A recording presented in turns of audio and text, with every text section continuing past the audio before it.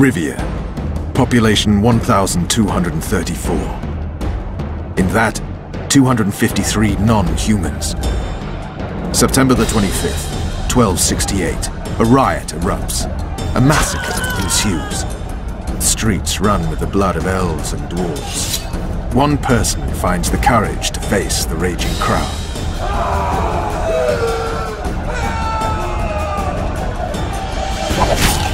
During the rioting, 76 non-humans perished, including the witcher Geralt of Rivia. Stabbed in the chest with a pitchfork by a man of whom we know only that his name was Rob, and he owed 3 crowns at the local tavern. Yennefer of Vengerberg dies trying to heal the witcher. The bodies of Geralt and the sorceress are taken away by a mysterious young girl with ashen hair. Their place of interment remains unknown. I remember. Rivia. Yennefer.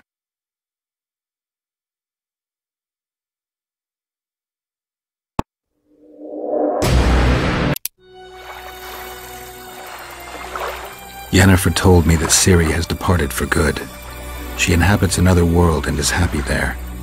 Before she left this one, she gave us the Isle of Avalok, our island. We stopped counting time.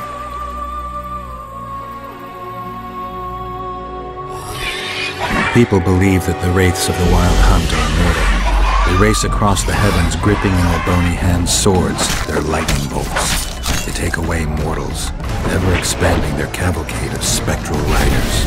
They burned the orchard and the house. In their armored boots, they trampled our island.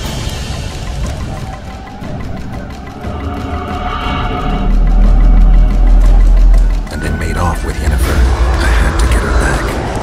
Return to reality. Return to the Witcher's path.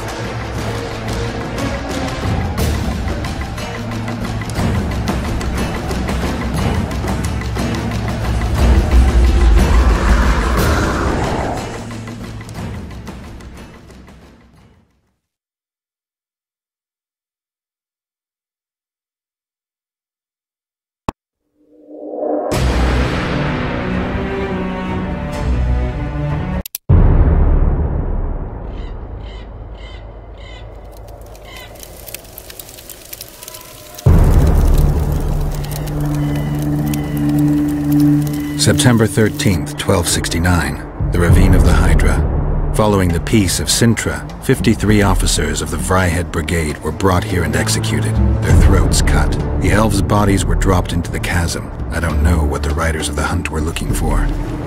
November 23rd, 1269. Sintra, the village of Coldwater, and another victim of the hunt. An 11-year-old boy. His parents didn't even ask if he had a chance. I'm tired.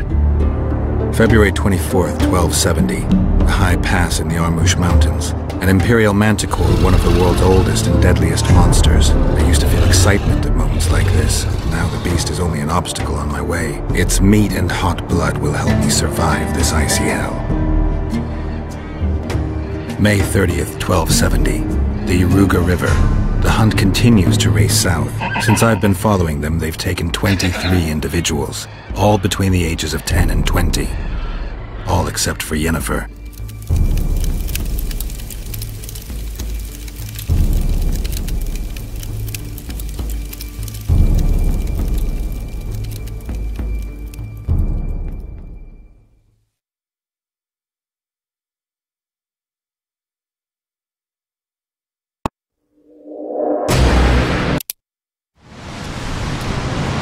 July 25th, 1270.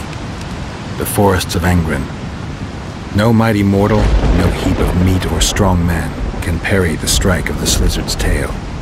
Letho couldn't either, but by some miracle he survived. I helped him.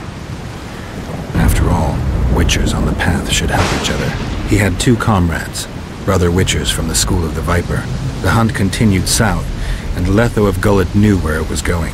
He knew where the hellish chase would end.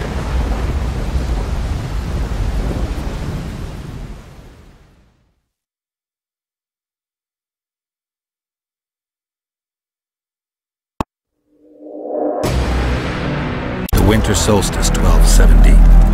Middenvern, the night of magic. Nutho wasn't lying, the hunt had stopped.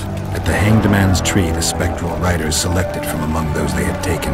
Yennefer was among them. A wraith cannot be killed, only driven away. Every Witcher knows that. Yet the riders fell beneath the blows of our Witcher's blades. Crimson blood flowed from under their dead men's armor. We could not kill them all. They were simply too many. A stalemate. He was different from all other elves. There was no shame in his gaze. He had never suffered persecution. He had endured no massacres. Humans had not taken his land. This elf was not of this world. He was an invader. We struck a deal.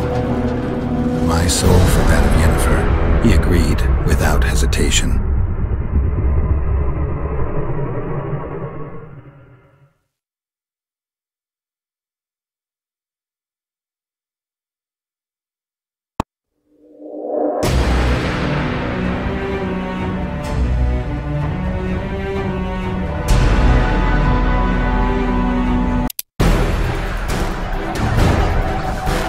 War is a good time to forge friendships, alliances. Harry and Lavalette, busy building walls and forging swords, forgot that.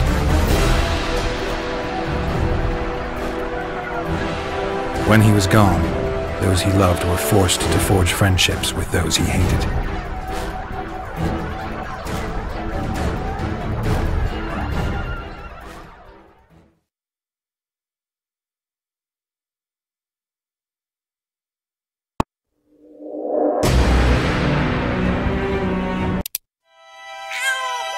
For the good of the Temerian crown, Vernon Roche is prepared to do anything. If needed, he becomes a murderer and requires others to do the same. Bernard Laredo had only disdain for the world, gave it nothing but suffering. I helped Roche, joined him and his people, and I had to face another choice.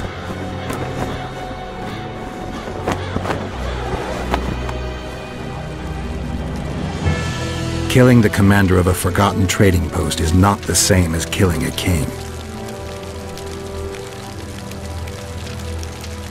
Even if both are murderers and rapists.